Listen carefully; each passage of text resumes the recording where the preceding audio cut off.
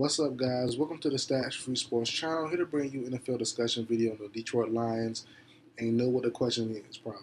Well, from the title as well. But, after losing to a potential Super Bowl preview to the Bills, after having another group of injuries, Carlton Davis and McNeil, which we'll talk about later in this video, but all the Super Bowl hopes dashed for Detroit Lions.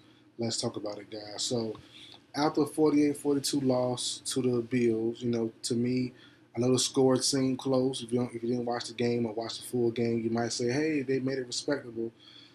I thought it was easily they were manhandled and lost clearly to the Bills. Wasn't close at all, in my opinion.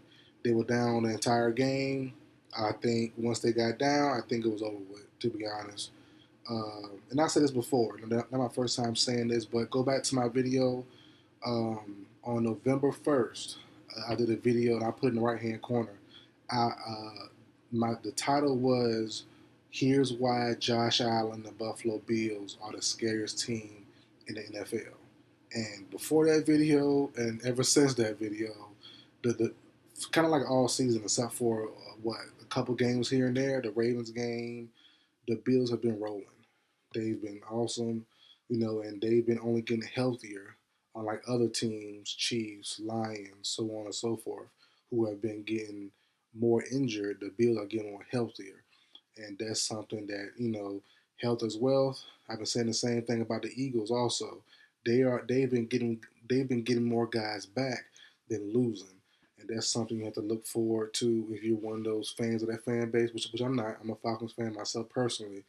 But if you're a part of those two franchises and fan bases, you're going to be happy that your team is on the up and up as the season gets, going to the playoffs now.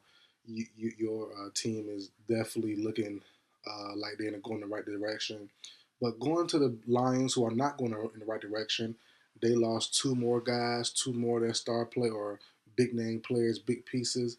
McNeil, the big D tackle, great run stopper. He's put supposedly, which Dan Campbell said, we'll see if that's true or not, but Dan Campbell said he's out for the year most likely. And then you have Carlton Davis, former Bucks corner, newly, I think, traded and extended with the Lions, I believe, this past season.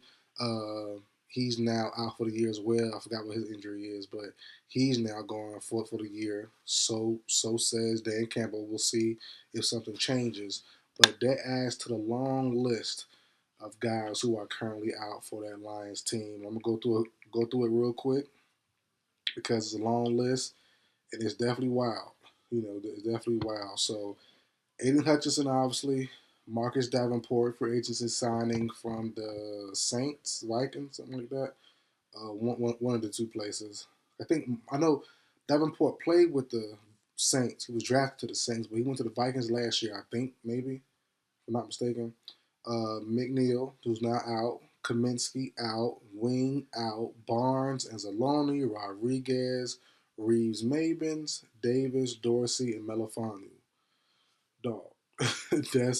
There's a lot of starters. There's a lot of production. That's a lot of players, key players who can make plays in big games.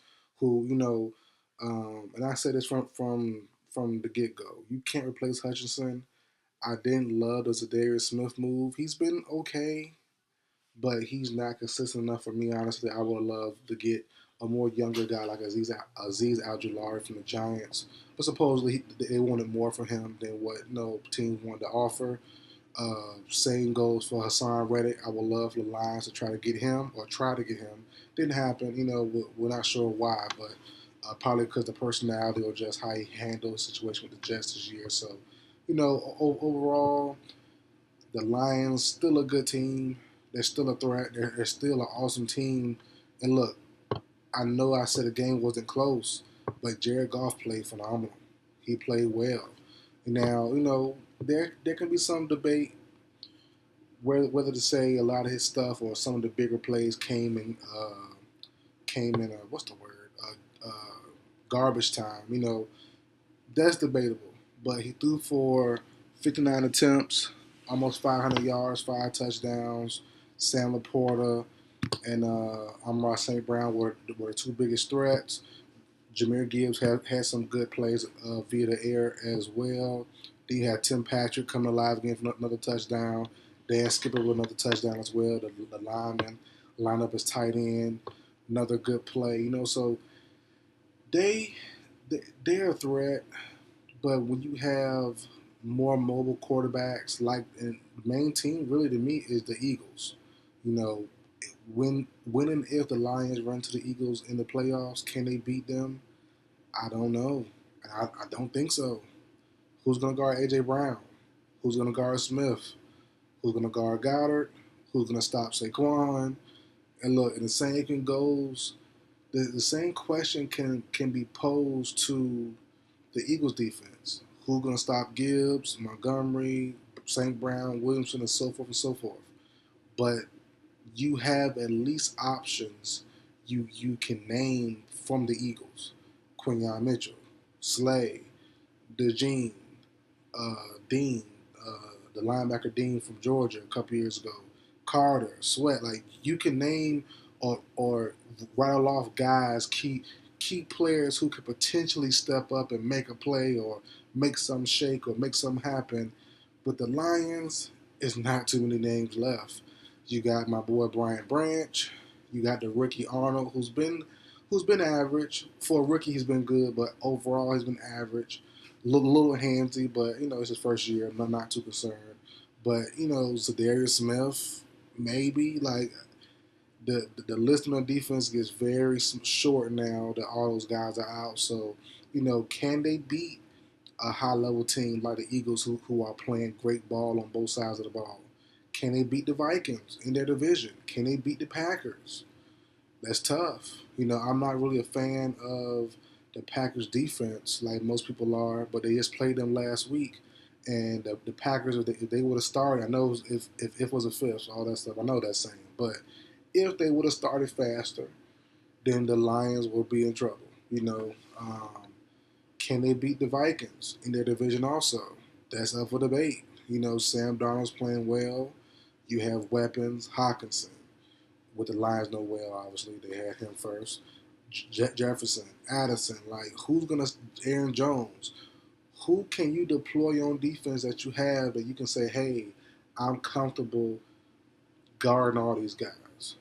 Not too many guys. Branch can only guard one person. Arnold can only guard one person. You know, who's going to stop the run now consistently? Who's going to stop Jefferson? Who's going to stop Addison? Who's going to stop Hawkinson? A lot of teams have so many weapons, and they have good enough quarterbacks, or at least they're playing good enough this year. Sam Darnold, we don't know if he's a pumpkin or not, but as of right now, he hasn't played like it. So you gotta have Sam up there as a. You have to count Sam as a plus for the Vikings this year. And what have we seen from him to not have confidence in him tearing up the Lions defense? We've seen none. I have well, I think I might have said it wrong, but I have extreme confidence, I should say, in Sam Darnold, how he's playing right now, with the way the Vikings look right now, that they can put some points up easily on this Lions defense to make it more clear. And the Eagles the same way. I know AJ Brown came out and said stuff. I know Nick Sirianni got into it with Jalen Carter and the coach on the sideline. I get all that. But when it's time to be on that field, and if both teams, especially the Eagles, if they're in the right mindset and the chemistry is okay on the field, they're hard to beat. Tush push, Hurts running, Saquon running, AJ Brown dangerous, Devontae Smith dangerous. The list goes on. Goddard, Gainwell can make some shake, and we've seen today the running backs out that backfield punished the Lions defense, punished them. Ty Johnson punished them. James Cook punished them. Josh Allen on the ground punished them. So it's like I don't know. I just don't know if the Lions have the bodies and have the talent to stop these guys now that they're injured. A lot of their guys are injured, but the the bad thing about it too is this could be the Lions' only year. This could be their only window. I know the talent's not going nowhere. The guys are gonna come back even stronger next year. I get it, but it's all about not all about, but it's sometimes about coaching too. And with Ben Johnson leaving, you never know. You never know, man, how this team might react, how teams or how the players might react. Chemistry could be broken apart. We've seen it with the Eagles. You know, they lost their two guys, Shane Steichen and Jonathan Gannon, and it took a year for them to get back right. It took another coaching staff to get fired. And the new guys who came in the following year, following those two guys I mentioned, they had to fail and waste another not waste, but they didn't win all the next year, and then they're now back on track with new hires, Vic Fangio and Kellen Moore. So you never know if Aaron Glenn gets another job and or Ben Johnson gets another job, and you got to restart all over again with the coaching staff and the scheme and the it's gonna be tough. There's a chance that this is and this was the Lions' window to win it. So hopefully they are still a threat next year, but we'll have to see. There's no guarantees and no promises. Coaching does matter, scheme does matter, play callers, play calling does matter. So, but that's it for video, guys. We'll see what happens. But I just think you can no longer have the Lions as your absolute favorite, and not because of them, just the injuries. I mean, it's nothing to do with the actual play. The injuries are just mounting higher and higher as the week goes on, and they lost a lot of key players, a lot of production on that sideline, or they're at home or on the recovery table for that Lions team. So, wish the best luck. Wish the best luck to them, but it's gonna be tough for me to say, hey, they're gonna be the ones representing the NFC. I just don't see it. Vikings, Packers, Eagles. I think those three teams are now the front runners. Probably Eagles one, Vikings a close second, and the Packers a close third. But that's how I have it ranked as of right now. But we'll see. We'll see, man. But that's it for the video, guys. Like, share, comment, subscribe. I will see you guys next time.